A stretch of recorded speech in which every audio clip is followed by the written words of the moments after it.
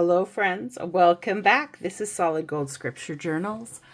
My name is Marcie, and this is a place where I share the joy that comes as we study the Scriptures. We find joy, we find peace, we get to know the Savior better as we study those Scriptures. Today we're going to be studying right here in the Come Follow Me manual for the upcoming week. Here's my quick reminder. Before we start studying Come Follow Me, I always like to remember to say a little prayer. I ask for the Spirit to be with me. I ask for any questions I might have in my life or in my studies. Here we are. It's March 31st to April 6th. Jesus Christ will gather his people. So this is talking about Doctrine and Covenants 29. I have not looked at this lesson in advance. We're going to look at it together here. It says that even though the Church of Jesus Christ had been organized in 1830, many gospel truths were still yet to be revealed, and several early church members had questions. They had read the prophecies in the Book of Mormon about the gathering of Israel and the building up of Zion. How would this happen? The Revelation's Hiram Page claim to receive speculated on that subject, which only increased members' curiosity. Other people wondered about the fall of Adam and Eve, spiritual death. The Lord welcomed these questions, and he welcomes our questions today. Whatsoever ye ask in faith, being united in prayer, according to my command, ye shall receive. In fact, as the doctrinally rich revelation in Doctrine and Covenants 29 shows, the Lord sometimes responds to our questions by giving us truth and knowledge far beyond what we ask. This is great. I have a special bonus episode coming out this week about how the Lord answered my questions to being a better seminary teacher. So that will come out on Wednesday if you want to check that out.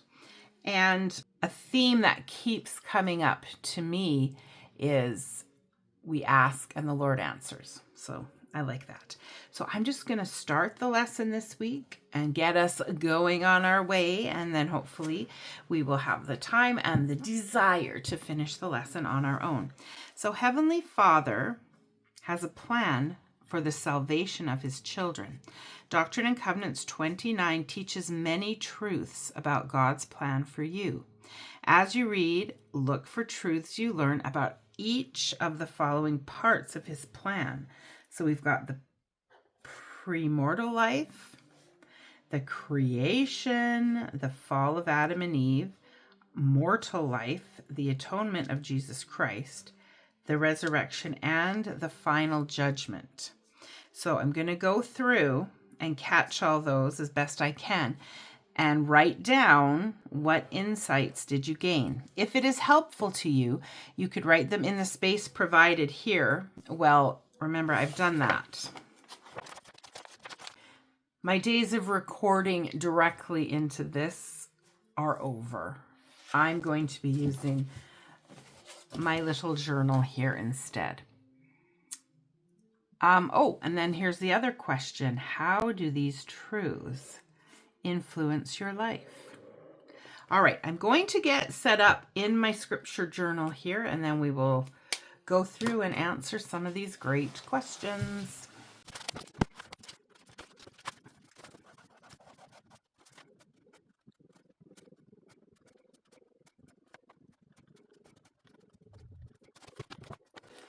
First, I'm going to go through and read Doctrine and Covenants 29, 36 to 37.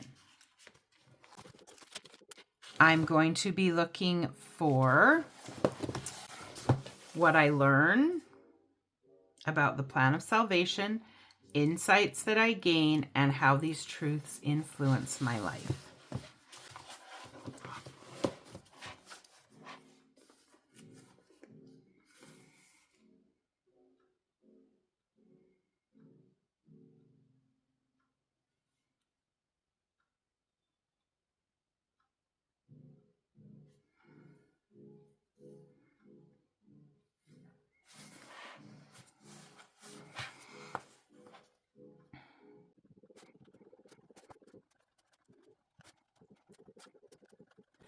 These are things that I have known my whole life. I always remember learning these topics here, but I'm just trying to put myself in the place of the people who this is the first time they've ever heard it, and how strange and interesting and wonderful it would have been to just be given so much more knowledge.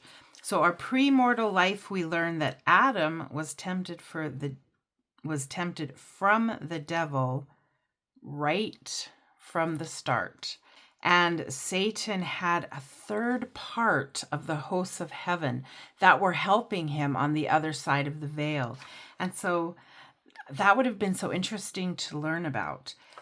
But one thing that I have gained an insight is that difficulties come in our lives and discouragement comes. But this has always been the plan. It has always been this way. It's not just me. It's not just my thing right now. This is the plan.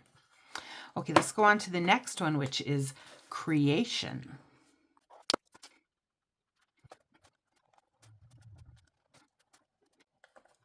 Jesus Christ created everything, both temporal and spiritual. So the physical things and the spiritual things.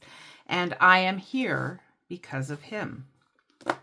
And Jesus Christ did that. So that's an interesting thing that they would have learned. Next, we're talking about the fall of Adam in verses 40 and 41.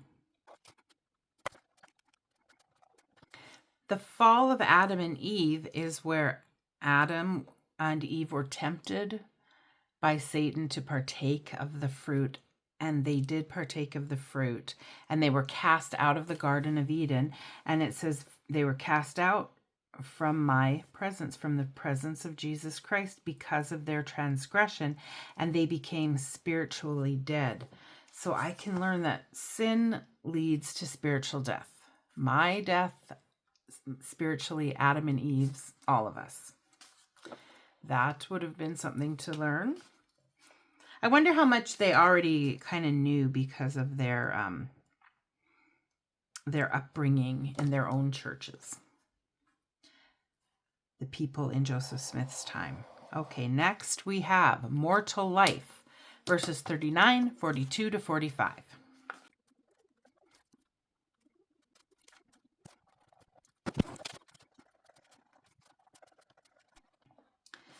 In this mortal life, we will be tempted, it says.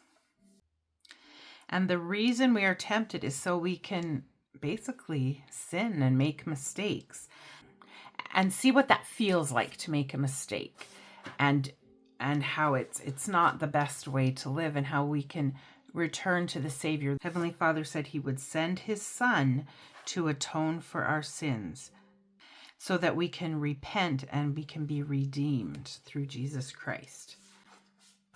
That's a big purpose of mortal life, is to make those mistakes and to repent.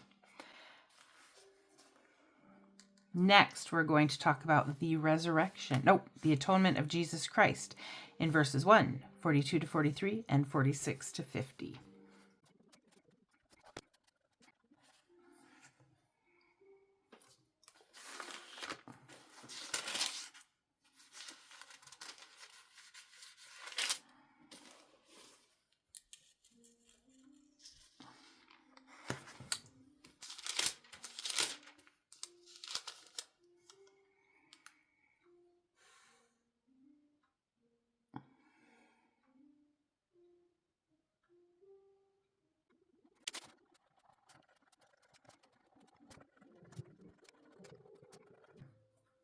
Verse 1, it says that this is the voice of Jesus Christ, and he is our Redeemer, and he has atoned for our sins.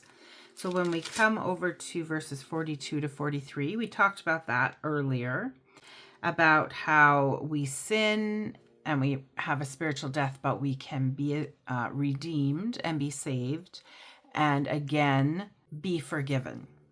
Also, this is interesting. So the people would have seen this in the Book of Mormon, but it's nice to see here too, that little children and those who cannot understand, that hath no understanding, they don't sin. They're not capable of sinning, and they don't need the atonement of Jesus Christ in the same way, because they don't need to be forgiven because they don't sin. Okay, we're getting close. We've got just 2 more. This next one is the resurrection in verse 13 and 26. Talks about how there will be a resurrection. We will all be resurrected. It says here that Michael, mine archangel, shall sound his trump, and then the dead shall awake, their graves shall be open, and they shall come forth, even all.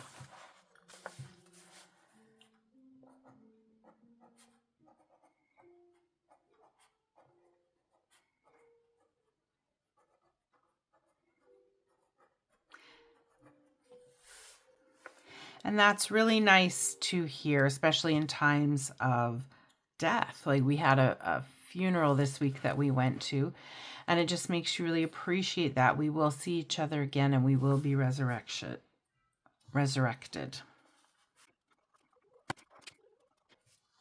Now we are working on the final judgment in verses 12 to 13 and 27 to 30.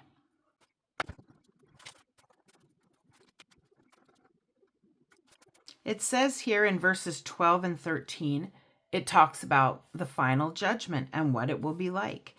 An interesting thing it says is that he will be coming in a pillar of fire, clothed with the robes of righteousness, with the crowns upon their heads. He said that the 12 apostles who were with him at Jerusalem, they will be on his right hand. Then later it says in verse 27 that all the righteous will be gathered on his right hand. So if we are righteous, even we can be gathered in his right hand. But those that are not righteous, it says that the devil and his angels will not be able to return with him. So this verse 30, I do find a little bit perplexing. So I'm going to just keep it in my mind and carry on with it and think about it for the week. But it talks about how he says, all my judgments are not given unto men. And that, I don't understand that. And then he talks about how the first shall be last and the last shall be first. I think that is just talking about how everyone will be judged. But then I'm confused because it says all my judgments are not given unto men. So I'm going to have to think about verse 30 this week. And if you have any insights, please let me know in the comments. I'm just a little bit curious and perplexed about that one. But I know I can search in the Gospel Library app and find some things out about that. So that will be my job for tomorrow. So I hate to leave you with an assignment or in the lurch because I haven't been able to figure things out and to leave you with some great thing. But I just think of how cool it would have been to be a part of the congregation when the church first started and to learn all these things, and they were new doctrines, and that would be really, really cool. Okay. I'll start with that next week. Any insights I have that I've discovered myself or that you've shared with me. So this is like a little open-ended ending here today, but I do hope you find what you need as you study your scriptures. And I will see you next time. Bye.